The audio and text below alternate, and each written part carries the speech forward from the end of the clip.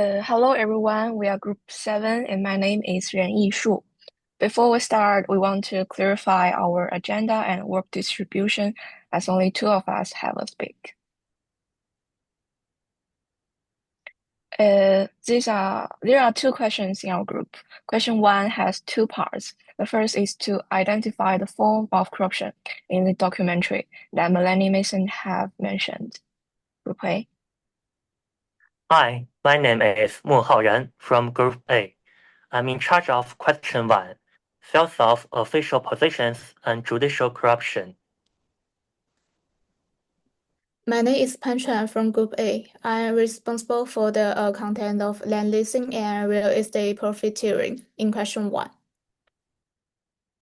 My name is Yuan Jingyi, and I am responsible for clips of financial corruption of question 1 in Group A. Okay, and another forms that didn't show belong to Group B. My name is Niu Yifei, and I'm responsible for the second part of the question. Okay, and question 2 is about improvement according Tony Such and Melanie's articles. Group C. Hello, I'm Ma Yanting. I'm responsible for completing the fourth perspective, anti-corruption measures at macro and top-level design levels from the question 3. Hello, my name is Nie Chenyu from Group C. My contribution to the project was to research and draft the section on how China's anti-corruption efforts can be improved. Hi, my name is Shu Yutong, and I'm responsible for the first two perspectives in the third question. And then it's Group D, me and Xu Ziqi, who made the slides and will present. These are the contents I will go through first two. According to Melanie, there are 4 types of new corruption forms: style of official positions, judicial corruption, real estate profiting, and financial corruption. Definitely, there are more than just 4 types, but those 4, as she said, pose particularly serious challenges to good governance or regime legitimacy or both. And first is sale of official positions. As the central community of the CCP and local communities have organizational monopoly at all levels in personnel management, they could manipulate promotions based on whether officials offered bribes and the amount of involvement involved, thereby influencing the financial selection results. So we can see as the power decentralization, it eats away the party power as the core cause political corruption. And here's a significance law at the end, which was secretly recorded. As the secretary directly leading the county party community, Guo Yongchang holds the absolute power to select cadres. When he is about to step down, he called secretary to his office alone, roughly counted the bribes he had received before, and discussed which will return. Here we reasonably assume that Guo accept the money from officials whose requests had been successfully processed, while returning the money to those matters had not yet been addressed. And this clip become the direct evidence of Guo Yongchang's subsequent bribery case. And second type is judicial corruption. It covers a wide range of activities, but most common is bribe taking to influence court judgments. It also includes extortion, arbitrary charges, and the leakage of confidential legal information, etc. And the source cause this problem lies in the internal stuff of the court. Judges have a certain degree of judicial discretion and can interpret the law within a certain range, thereby influencing the final judgment result. But at the same time, externally said, accountability mechanism for trial consequence is weak as well. Unlike many Western countries, the separation of powers in China, Kurds are important judicial organ relies on the central and local political and legal communities. So the local government's funds to the judicial department are limited, resulting in lower incomes for judges compared to other administrative staff. Therefore, many judges accepting bribes to make arbitrary decisions. In the documentary, when Guo was resolving one petition issue as part of his job, the petitioner was informed to pay more than 10,000 lawyer's fee. The so-called sky-high lawyer's fee is far exceeds the normal standard, which make people wonder where the Kurd will use this money for. And as Guo Yongchang mentioned about office of letters and visits, some issues that could be resolved through Kurds or judicial authorities now through normal legal procedures now have been handed over to them. Hence, the petition system may gradually undermine public trust in the judicial and the respect for the law. And the third is real estate profiting. Mainly caused by the imbalance of financial revenue and administrative responsibilities between the center and local governments. After the tax sharing reform in 1994, the local government bear heavier revenue pressure. Therefore, growth-driven performance evaluations pushes them invest heavily in such like infrastructure or the land-based project. And according to Article 10, land became the key resources under the local control. So when the officials have the abuse power over land transactions, including whether to sell, to whom, and what price, and in what way, they can abuse discretion to developers through backroom deals. And in the documentary, there's a slot about Jinfuyuan project. So Haipeng property developer directly contact with Guo Shuji, so that they can ensure they bypass public tender for land, obtain the project development rights. This is an opaque negotiate transfer. But however, the privilege cannot be free. Haipeng company must provide some return to the government. But more than that, during the welcome banquet, Guo points out 3 points. First, he gave the name of Jinfuyuan project, kind of achieving his own dream. And second is started before the paperwork, which refers to 先上车再买票. And the third is direct connection with the project manager. You can see the screenshots on the right.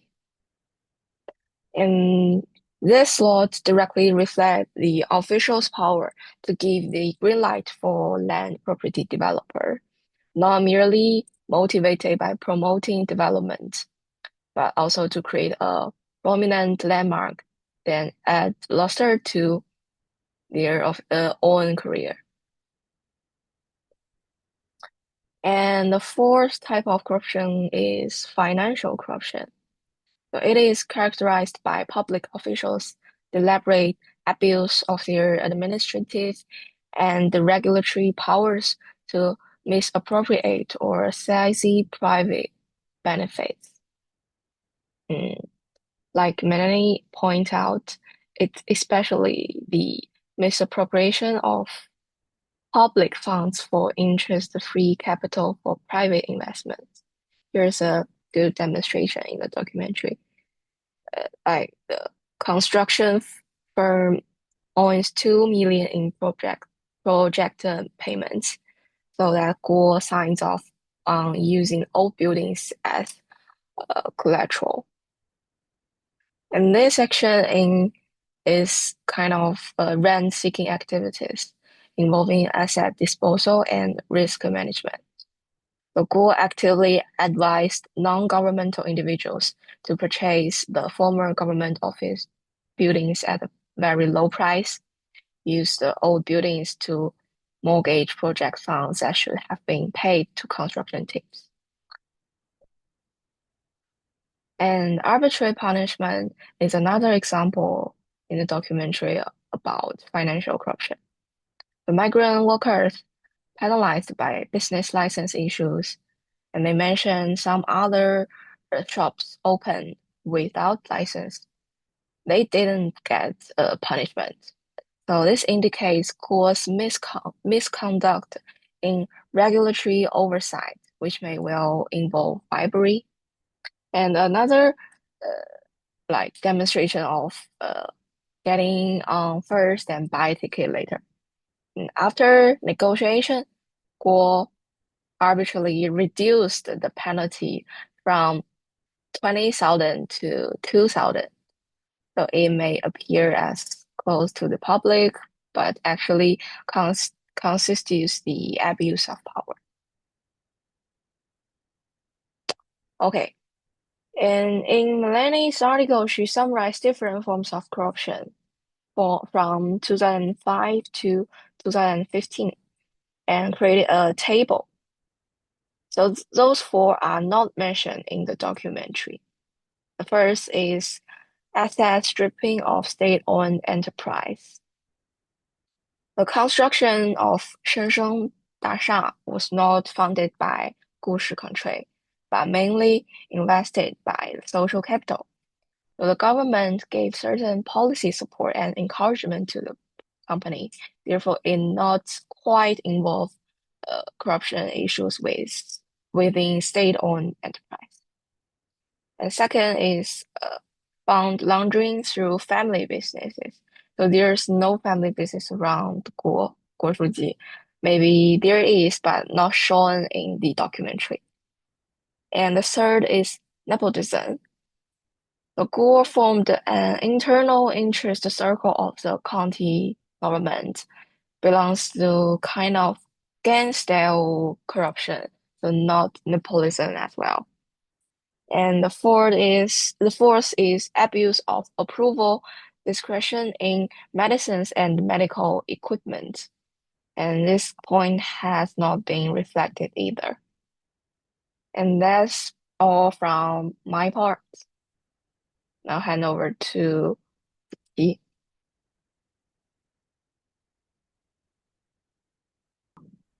Okay, so in the first part of our presentation, we look at what the documentary shows us, like selling official positions, questionable court fees, land deals with developers, and the misuse of public funds.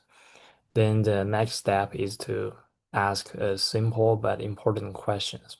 So how can China improve its anti-corruption efforts?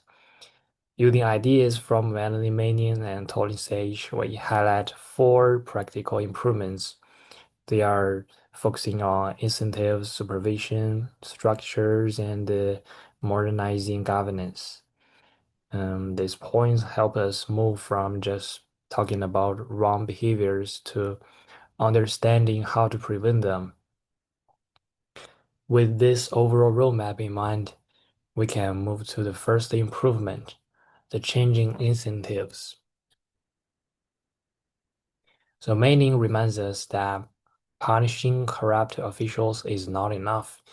If the rules and incentives stay the same, corruption simply comes back in new forms. So the first improvement is to reshape incentives and reduce the space where corruption can happen. In the documentary, Secretary Guo has a huge amount of personal discretion. He approves land deals, decides project timelines, and influences promotions. When one leader controls so many decisions, the temptation and opportunity for corruption naturally grow. So to reduce this risk, China can use clear power lists. So every office knows exactly what it can and what it cannot do.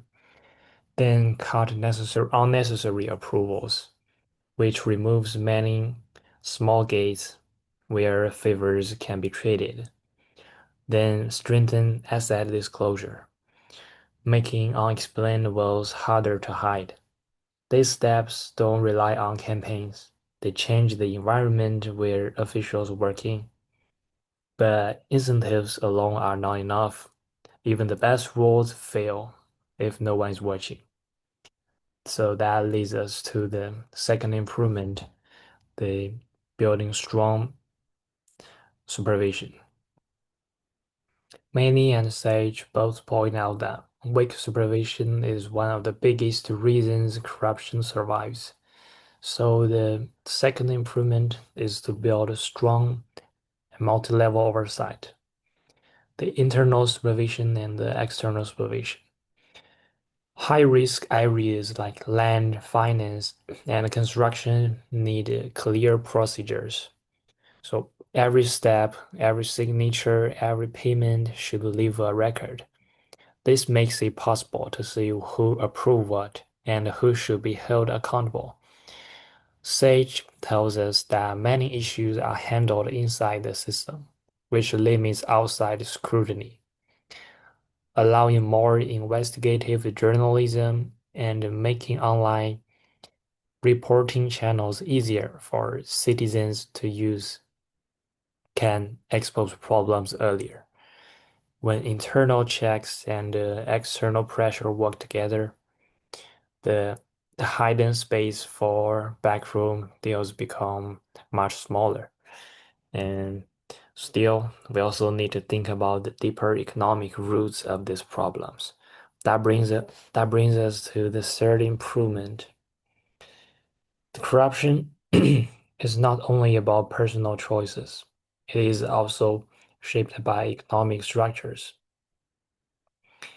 After the 1994 fiscal reform, local governments depended heavily on land sales to raise money. Promotions also favored officials who brought in big construction numbers. As a result, land became a bargaining chip between officials and developers, which we clearly see in the documentary. So to reduce these structural risks, China can use open, competitive land bidding instead of private negotiations, and make sure public assets get independent valuation, so they cannot be sold cheaply to connected groups. Then reform credit allocation. So loans depend on business performance, not on personal ties. When market processes become more transparent and rule-based, the room for rent-seeking automatically shrinks. Also, economic reform alone is not enough. We need to changes in how power and oversight work at the political level. So we go to the final improvement. Sage highlights that corruption is also linked to China's governance structure.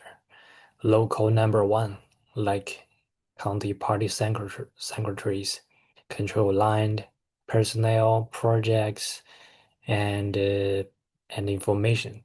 When so much authority is concentrated in one person, other actors cannot effectively check their power.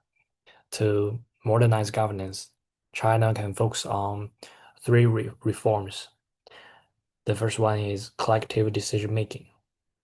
For major land projects and big funds with digital records that show every step of the process, and professionalizing day-to-day implementation.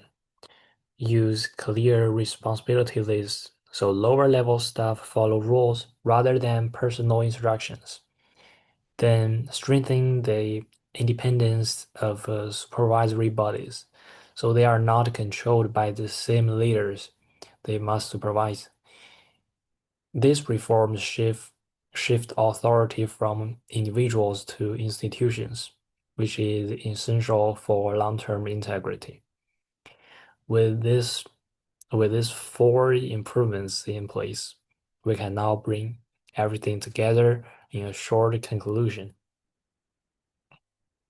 So to conclude, improving anti-corruption in China requires work at several levels. There are changing incentives to reduce opportunities for misconduct and strengthening supervision inside the system and from society. Reforming economic structures so land and finance no longer invite rent-seeking, and modernizing governance to balance power and make oversight more independent. When these reforms work together, China can move from a system where officials mainly do not dare to be corrupt toward one where they cannot, and one day they do not want to be corrupt. And the cases shown in the documentary remind us why these deeper reforms matter and how they can guide a cleaner and more accountable future. Well, that's all for today's sharing. Thank you.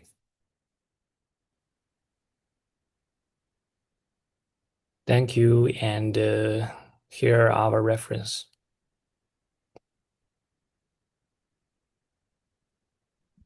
All right, that's all for today.